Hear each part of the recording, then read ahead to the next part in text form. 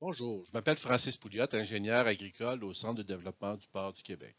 Il me fait plaisir de vous présenter cette capsule portant sur les méthodes pour favoriser les conditions d'ambiance en période hivernale dans les bâtiments porcins.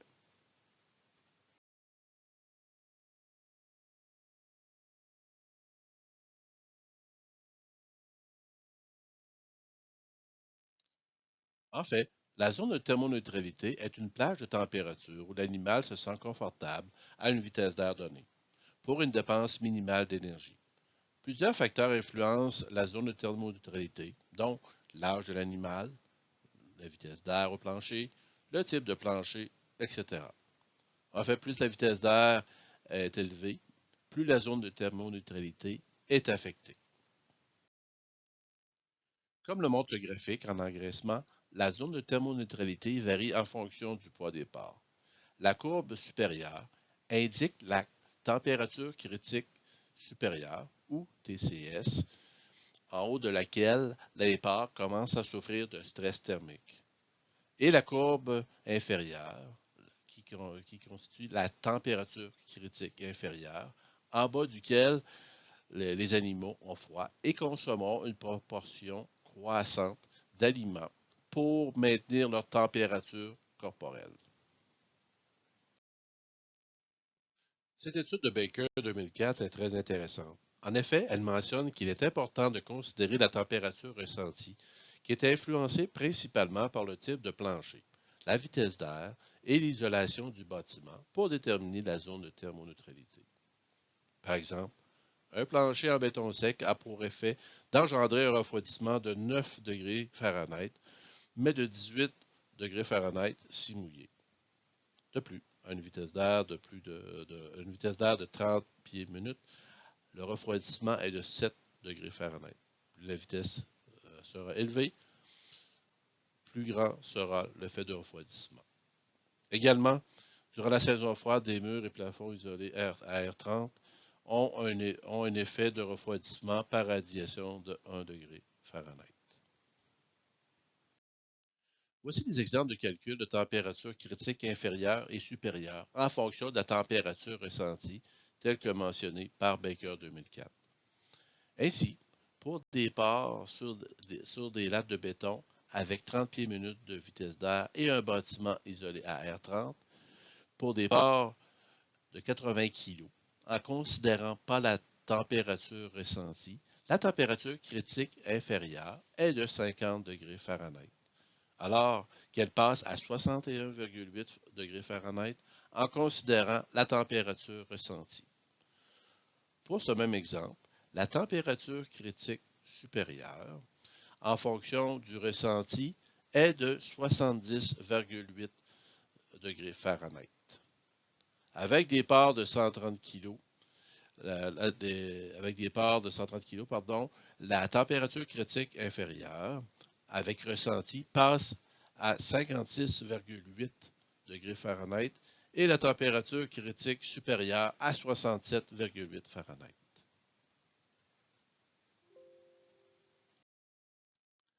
Par conséquent, à une température inférieure à la zone de thermoneutralité, l'énergie sert au maintien de la température corporelle. Ainsi, on a une augmentation de l'ingéré moyen quotidien, ce qui engendre une augmentation de la conversion alimentaire, une augmentation du risque de maladie ou de mortalité et engendre une augmentation du coût de production. À une température supérieure à la zone de thermoneutralité, on peut noter une réduction de l'apport d'énergie pour maintenir la température corporelle, ce qui a pour impact de réduire l'ingéré moyen quotidien, d'augmenter également les risques d'agression et de mortalité, d'augmenter les coûts de chauffage, d'augmenter le coût de production et de réduire les revenus. Dans un premier temps, je vais traiter du confort des porcelets en hiver. Pour ceux qui ont écouté la capsule sur le confort des porcelets en été, verront que la présente section est similaire dans les deux cas. En effet, la température élevée requise pour les porcelets dans la première semaine de vie fait en sorte que c'est l'hiver à l'année durant cette période pour les porcelets.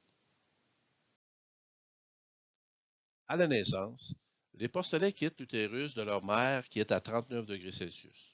Pour réduire le choc thermique lié à la naissance, il est important d'avoir suffisamment de chaleur les 48 premières heures de vie pour une transition graduelle à leur nouvel environnement. Comme vous pouvez le constater sur le tableau, la température requise au niveau des porcelets réduit avec l'âge de ceux-ci. Ainsi, aux températures requises pour leur première semaine de vie, même en été, c'est l'hiver pour eux. À leur naissance, les porcelets sont très maigres, dépourvus de poils, et ils ont donc peu d'isolant thermique et perdent beaucoup de chaleur. Ainsi, afin de maintenir leur température corporelle, les dépenses de thermorégulation sont 2,6 fois plus élevées qu'au sevrage et correspondent à plus de 60% de l'énergie disponible à la naissance. Bien entendu, il est important d'assécher rapidement les porcelets après leur naissance pour ne pas accentuer cette perte de chaleur. Pour minimiser la perte de chaleur par les porcelets, des sources de chaleur doivent être utilisées pour les réchauffer, tout en évitant de chauffer les truies. L'utilisation de lampes infrarouges ou en combinaison avec un tapis chauffant est à favoriser dans les 48 premières heures de vie. Il est important d'observer les porcelets et mesurer la température à leur niveau dans la niche afin d'ajuster l'intensité du chauffage aux besoins. Par temps chaud, en été, il est recommandé d'éteindre les éléments chauffants pour ne pas exacerber l'inconfort thermique des truies. En premier lieu, il est important de minimiser les courants d'air sur les porcelets. Le défi est d'avoir des conditions optimales tant pour la truie que ses porcelets. Idéalement, il est souhaité d'avoir environ 17,8 degrés Celsius pour la truie et 35 degrés Celsius pour les porcelets à la naissance et 22,2 degrés Celsius à 21 jours. Comment y arriver?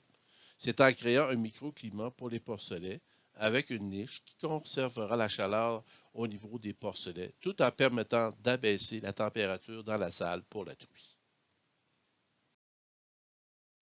Afin d'adapter les conditions d'ambiance selon la réalité des porcelets à chacune des cages, il est recommandé d'utiliser un système de contrôle permettant d'ajuster de manière indépendante pour chaque cage l'intensité des lampes infrarouges et ou les tapis chauffants en fonction du poids des porcelets et de la température désirée.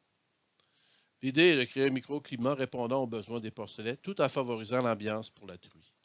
Il est important de concevoir la niche à porcelets de façon à minimiser les courants d'air froid en hiver sur les porcelets. Discutons donc maintenant du confort des truies en hiver. Tel que discuté également dans la capsule pour la période estivale, le présent schéma montre les conséquences de l'augmentation de température ambiante sur les principaux mécanismes impliqués dans la thermorégulation des truies en lactation. En rappel, une truie qui a chaud est une truie qui mange moins, produit moins de lait. Les porcelets ingèrent moins de lait, ce qui a pour impact de réduire leur poids au sevrage.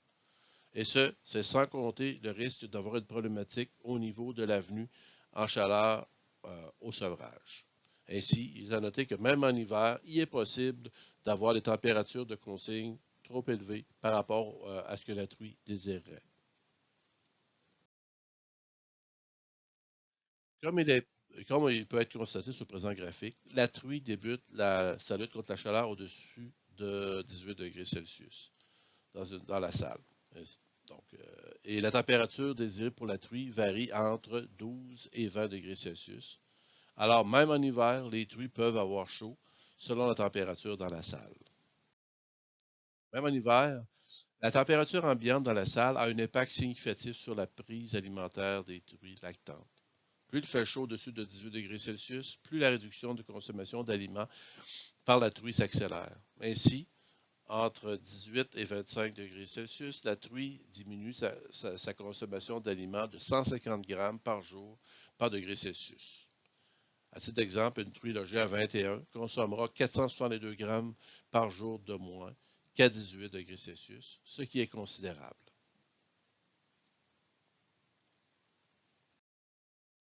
En bloc CI, en bloc CI en cage, la température critique inférieure est de 12,2 degrés Celsius. En considérant la température ressentie, il est suggéré de viser une température ambiante d'environ 18,3 degrés Celsius. En gestation en groupe, la température critique inférieure est également à 12,2 degrés Celsius. En considérant la température ressentie et le fait que les truies peuvent se coucher collées, il est suggéré de viser une température ambiante d'environ 16,7 degrés Celsius. Parlons maintenant du confort en hiver en engraissement.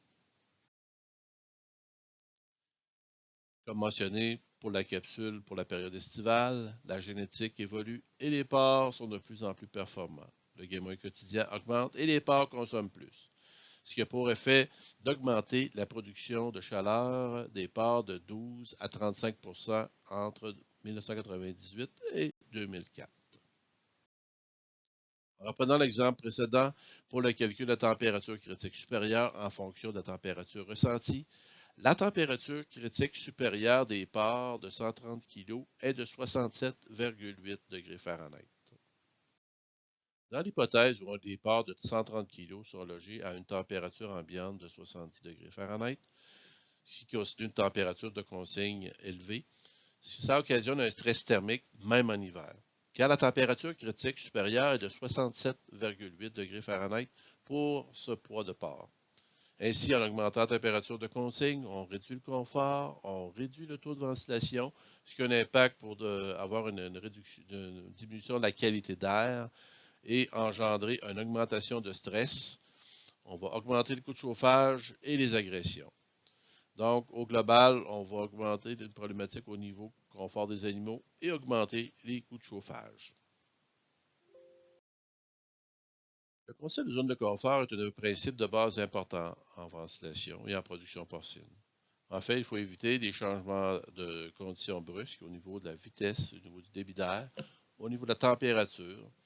Et puis, l'impact des conditions d'ambiance va varier selon la saison. Ce qui est bien important, c'est d'observer le comportement des porcs pour identifier et corriger les situations problématiques. Les porcs sont résilients, ils peuvent s'adapter, mais jusqu'à une certaine limite. La vitesse d'air a un effet de refroidissement qui peut être important sur les porcs en hiver. Ainsi, au-dessus de 40 pieds minutes, une augmentation de 20 pieds minutes équivaut à une diminution de 1,8 degrés Fahrenheit pour la température ressentie par un porc. Bien entendu, le refroidissement sera supérieur avec un porc plus léger. Ceci influencera la santé des animaux et leur performance. Par conséquent, la vitesse d'air au plancher a un impact majeur sur le choix de la température de consigne et au niveau de la conversion alimentaire. Cette photo a été prise dans un engraissement avec 6 pieds de latte près du corridor, 6 pieds de latte au fond, avec un 6 pieds de plancher bétonné au centre. Un objectif très important, la zone bétonnée doit rester propre. Pour ce faire, il faut contrôler les zones de déjection afin qu'elles soient situées sur les lattes. En engraissement et en pouponnière, les zones de défécation sont habituellement situées dans les coins des parquets, autour des trémies et aux endroits où il y a un courant d'air froid. Donc, la zone bétonnée au centre, sur la zone bétonnée au centre, il ne doit pas y avoir de courant d'air en hiver, automne et au printemps. Pour ce type de plancher, en hiver, il faut cibler la tombée d'air, la tombée de l'air froid sur les lattes à l'arrière. À la suite de différentes observations, on a pu remarquer lors de l'évacuation de lisier avec un système de gratte qu'il y a plus de lisier dans le dallo arrière par rapport au dallo avant, ce qui dénote l'impact important de la ventilation sur la zone de déjection.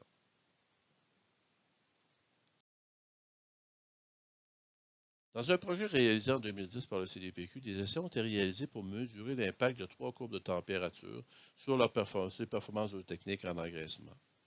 Il y a eu une stratégie chaude qui faisait passer la température en début de l'eau à 72 degrés Fahrenheit pour la réduire jusqu'à 68. Donc, il y avait une stratégie ensuite intermédiaire où on démarrait l'élevage à 71 pour terminer à 63.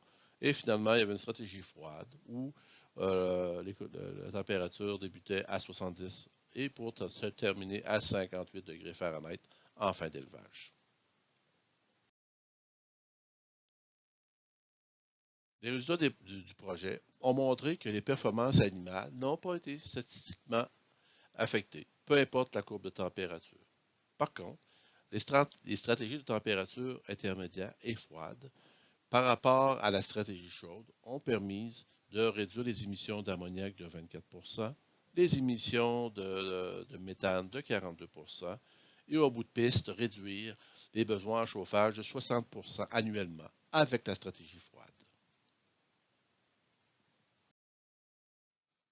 Pour optimiser la consommation de propane ou de gaz naturel et ainsi réduire les émissions de gaz à effet de serre en réduisant l'utilisation d'énergie fossile, il faut bien ajuster la température de consigne ainsi que la ventilation minimum au niveau des ventilateurs de premier palier. C'est important de bien ajuster la ventilation minimum, car la ventilation est responsable d'environ 70 à 85 des pertes de chaleur durant l'été. Il faut donc faire un compromis entre le coût en énergie et la qualité d'air, c'est-à-dire le niveau de gaz et d'humidité dans la salle. Il ne faut pas sous-ventiler pour économiser de l'énergie, seulement pour économiser de l'énergie, car ça peut avoir un impact sur la santé des animaux et des travailleurs, ce qui est potentiellement beaucoup plus dommageable que le fait d'économiser en énergie. Que faire maintenant en automne et au printemps? En automne et au printemps, le défi est de gérer les fluctuations importantes de température extérieure jour-nuit, ce qui peut se faire en ajustant adéquatement les écarts et les différentiels de ventilation et en calibrant adéquatement l'ouverture des entrées d'air en fonction des paliers de ventilation. Voici les références utilisées pour la préparation de cette capsule. Je vous remercie pour votre attention et merci aux collaborateurs pour leur contribution.